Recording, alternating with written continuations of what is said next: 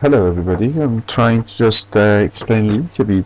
I'm sorry I couldn't make the code today. I had lots of pain, and I'm gonna just show you what is the once Perceptron does actually. It's very simple, and even myself, I'm saying that even myself as a programmer, I thought is why I had this question for many years. What is exactly deep learning? What is the exactly one neural network knows something, and I just found that very easy and very simple. If you imagine if you have a one perceptron, this perceptron is only like a function, and if you have a one two input and is a I1 and another input as I2, and let me this I1 and I2, it's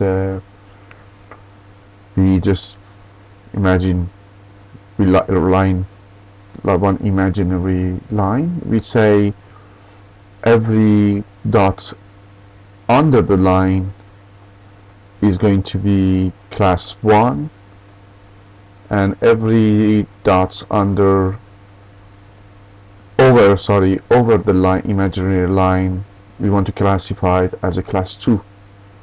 And we can do it with the one perceptron. Actually, perceptron is a multiplying matrix, and I explained to you how it exactly works. This is the diagram just to help us to understand, but in reality it is not like that.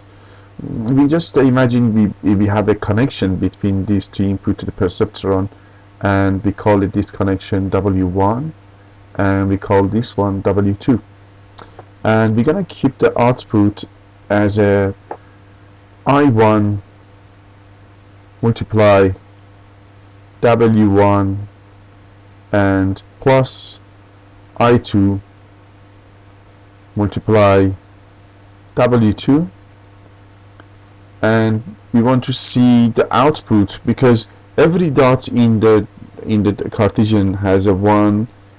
We call it this one I1 or X, and it's got a 1 I2 as a, because the I2 as the second input, because every dot in Cartesian has two information, one X axis, one Y axis. There is no more information. We want to just have output of our perceptron. We want to, is like a mathematic formula. We want to have the formula. We want to actually find this W1 and W2, and imagine we are having one function as a I forgot the name of the function. Is that this perceptron is defined by one function f. Imagine we want to have the function of f if this I1, let me choose the, if we choose the I1 and I2 here, this function gives us 1, and we want to, if choose 1, for example, this dot, somehow the W1 and W2, we have to find it. Actually, the only thing we don't have it is a W1 and W2.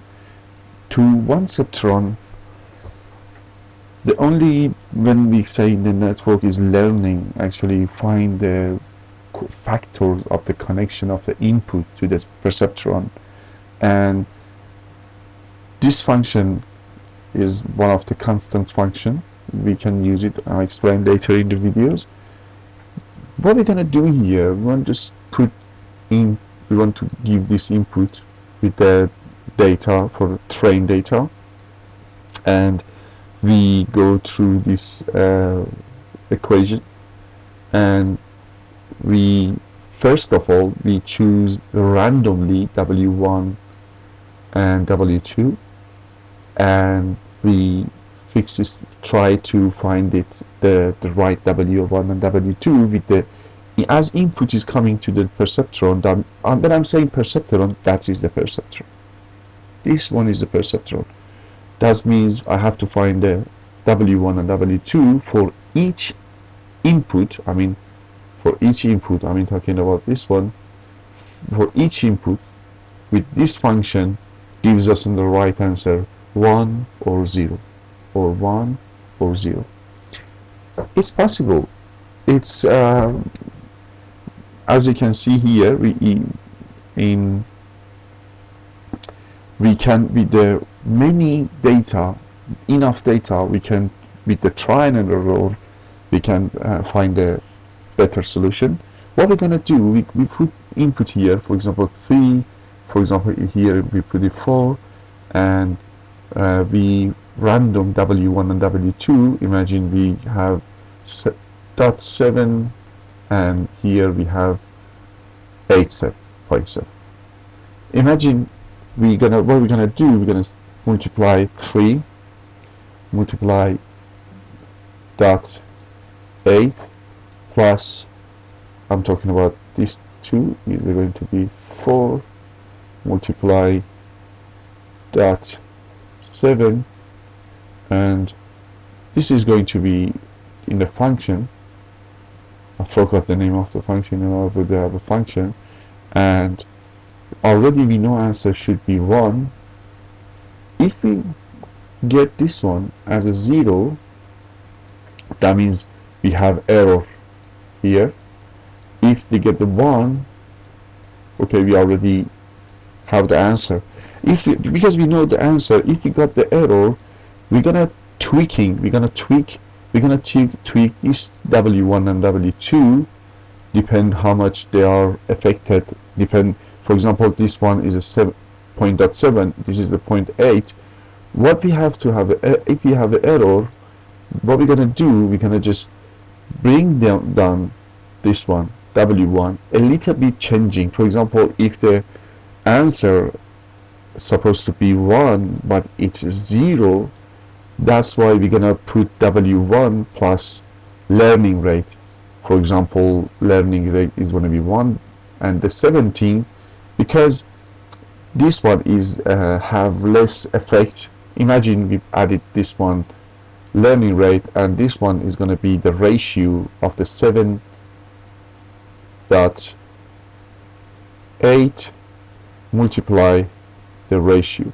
What we're going to do, we just add W1 to a little bit more, is as I said, is a 1 learning rate, and depend on how much they are, the weight, how much their weight is, that is who have more weight has get the maximum tweak, who has less is gonna get less than the other compared with the other one.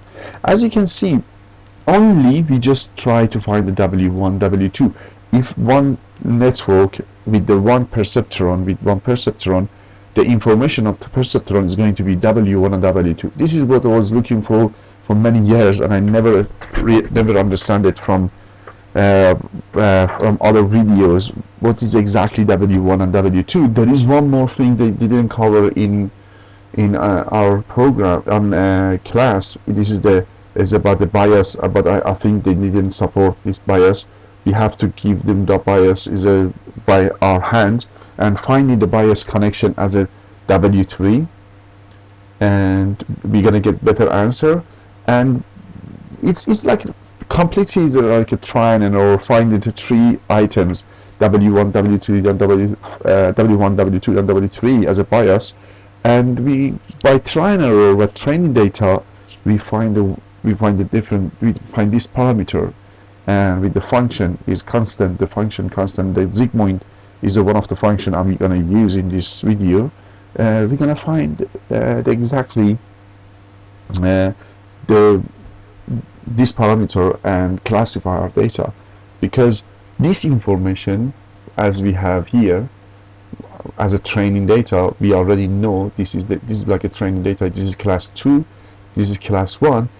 Because of this data, this data gonna affect, all of this data is gonna affect W1 and W2.